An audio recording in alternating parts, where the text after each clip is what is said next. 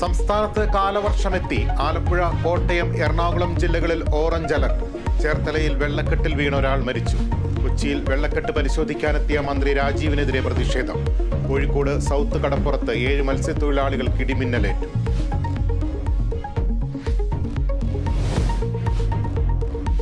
പ്രധാനമന്ത്രി നരേന്ദ്രമോദി കന്യാകുമാരിയിൽ. വിവേകാനന്ദ സ്മാരകത്തിൽ 45 മണിക്കൂർ ധ്യാനം. രാജ്യത്ത് അവസാനഘട്ട തെരഞ്ഞെടുപ്പിന്റെ പരസ്യപ്രചാരണം അവസാനിച്ചു. 8 സംസ്ഥാനങ്ങളിലെ 57 മണ്ഡലങ്ങൾ ശനിയാഴ്ച ബൂത്തിലേക്ക്. സ്വർണ്ണക്കടത്തിൽ ശശി തരൂർ എംപിയുടെ PA കസ്റ്റംസ് പിടിയിൽ. ശിവകുമാർ പ്രസാദ് ഉൾപ്പെടെ 2 പേർ പിടിയിലായത് ഡൽഹി വിമാനത്താവളത്തിൽ. 500 ഗ്രാം സ്വർണം പിടിച്ചെടുത്തു. അറസ്റ്റ് ഞെട്ടിച്ചെന്നും നിയമം നിയമത്തിന്റെ വഴിക്ക് പോകട്ടെയെന്നും ശശി തരൂർ.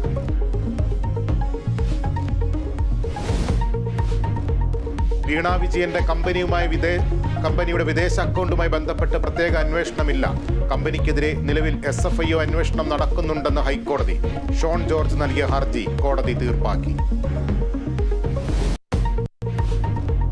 സർക്കാർ ഭൂമി കയ്യേറി നിർമ്മിച്ച ആരാധനാലയങ്ങൾ പൊളിച്ചു നീക്കണമെന്ന് ഹൈക്കോടതി. 1 വർഷത്തിനുള്ളിൽ നടപടി പൂർത്തിയാക്കണം.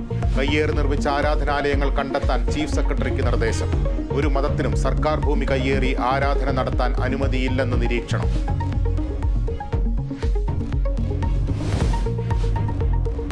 കോഴിക്കോട് കക്കോടിയിൽ ബിവറേജസിൽ നിന്നും മദ്യം മോഷ്ടിച്ച യുവാക്കൾ. മദ്യം മോഷ്ടിക്കുന്നതിന്റെ CCTV ദൃശ്യങ്ങൾ പുറത്ത്. പ്രതികളെ ഉടൻ പിടികൂടുമെന്ന് പോലീസ്.